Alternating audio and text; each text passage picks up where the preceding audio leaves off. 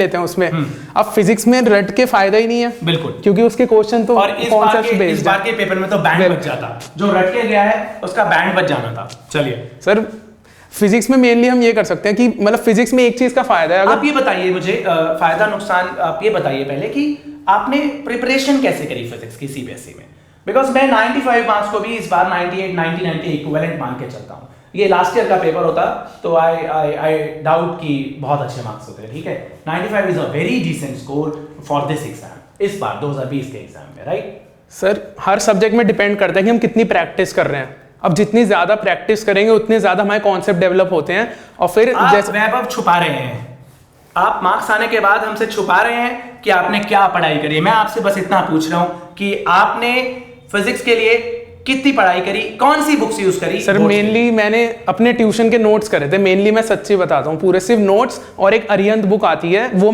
भी मैंने एंड में ली थी तीनों सब्जेक्ट्स की, आखिरी महीने में सिर्फ मैंने तीनों वही करी थी अच्छे क्या आपने फिजिक्स के लिए एनसीईआरटी बैक क्वेश्चंस किए थे? सर जरूरत ही नहीं पड़ती, क्योंकि मेरे ट्यूशन के नोट्स में सारे कवर हो जाते हैं। एनसीईआरटी बैक नहीं करे आपने?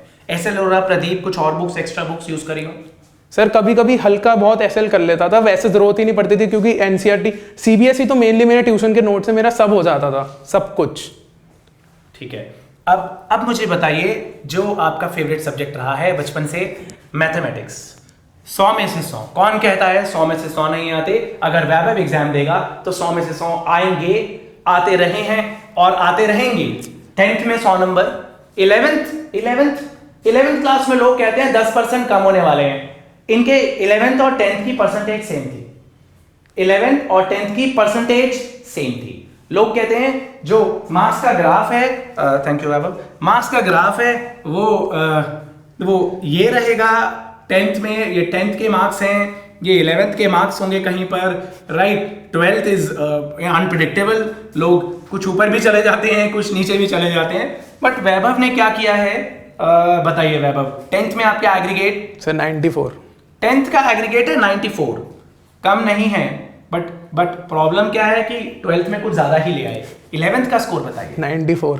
11th में देखिए पैरेलल बन रहा है भाई, 10th और 11th का ग्राफ। आज तक मैंने 10,000 बच्चे पढ़ाए हैं, किसी के लिए ग्राफ पैरेलल नहीं देखा 10th और 11th के स्कोर का।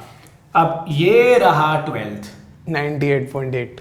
12th है 98.8 and graph is not drawn to scale, ठीक है।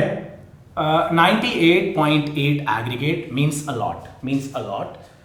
ये स्कोर जो है इस तरीके से इनका रहा है, और आगे का स्कोर हम नहीं जानते। ही शाइन लाइक अ स्टार। अभी भी 100% में कुछ कमी रह गई है, ऐसा ये कहते हैं। He came to me and he said, मैंने कहा congratulations you got 100 and 100 in chemistry and maths. So he said physics में रह गए। तो दिस इज द डिटर्मिनेशन। ये है जो चीजें हमें अच्छा पढ़ाने के लिए इंस्पायर करती हैं, और बाकी लोगों को भी। फिजिक्स में 100 रह गए, एंड इस पेपर में रेयरली मैंने किसी के भी 100 अभी तक तो नहीं सुने। That was a toughest paper, है ना। अब मुझे बताइए कि व्हाट अबाउट मैथ्स?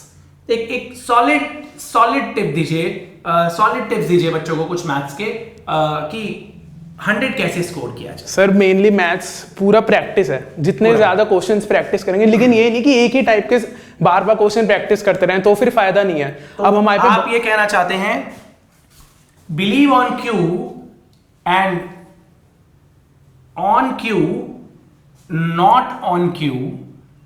पहले क्यू का मतलब है बिलीव ऑन क्वालिटी, और दूसरे क्यू का मतलब है quantity.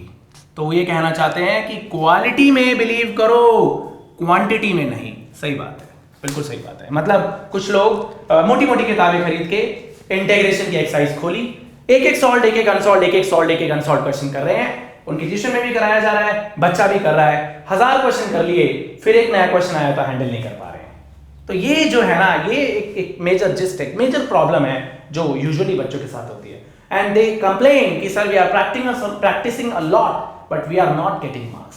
So you are practicing a lot, but you are practicing the same question, you are practicing the similar question. So your brain is not getting the new things, right? Your brain is not getting the new concepts, right?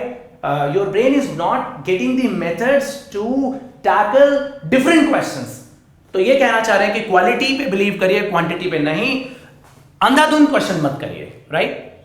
और बताइए sir mainly जैसे यही line को हम लेते हैं कि हम अलग different variety of questions practice करते हैं तो उससे हमारा ही ब्रेन स्ट्रांग होता है और फिर मतलब क्वेश्चन कुछ भी आता है, मतलब हम कुछ तो कॉन्सेप्ट लगा ही देंगे। फिजिक्स में भी यही है, मतलब कि हम ऐसे क्वेश्चंस कर लेते हैं जिससे कॉन्सेप्ट डेवलप हो। हर सब्जेक्ट में यही है कि कॉन्सेप्ट डेवलप हो तो वो ज़्यादा अच्छा है। जितने कॉन्सेप्ट डेवलप होंगे, जैसा भी क्वेश्चन आए, अगर हमें नहीं भी आ रहा तो हम एटलीस्ट ट्राई कर सकते हैं, हो सकता है वो हो जाए मे बी।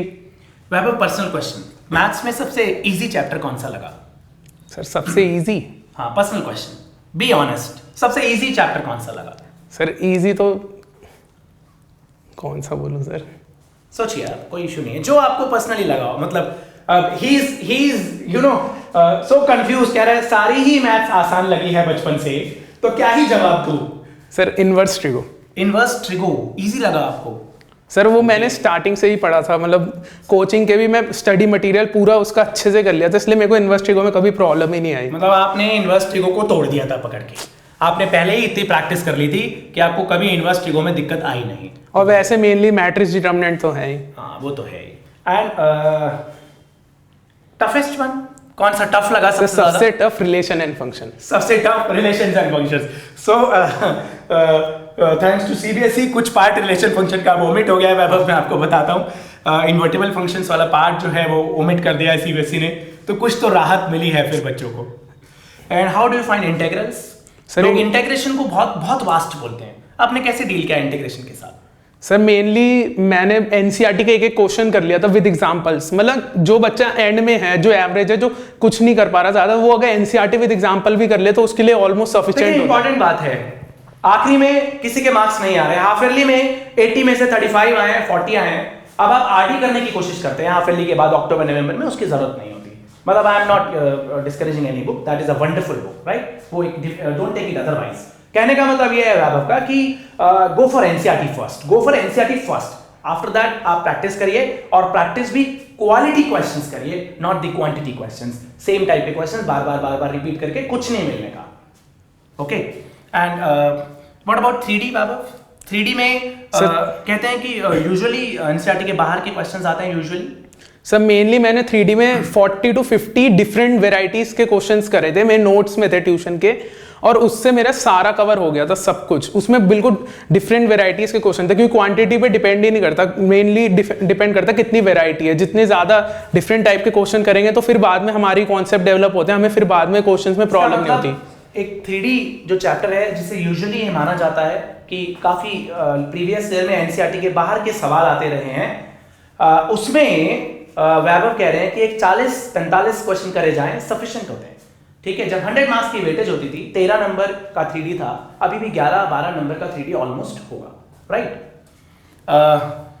सो वैभव, और कुछ फाइनल टिप बच्चों को, हमारे स्टूडेंट्स को, उनके पेरेंट्स को, कि how to handle the pressure? कभी आपको पेरेंट्स ने बोला हो पढ़ लीजिए वैभव ज्यादा, आपने कभी ऐसा किया हो? सर कभी जरूरत ही नहीं पड़ी। अच्छा, कभी जरूरत नहीं पड़ी है पेरेंट्स को बोलने की पढ़ लीजिए आप।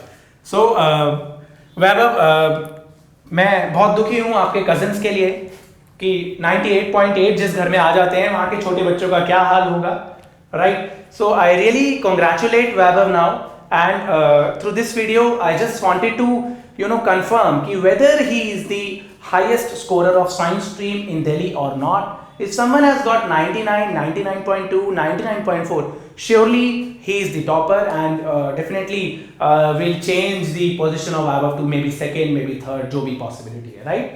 So everyone, thank you so much, and I really congratulate Vaibhav Jain again for scoring such a brilliant score.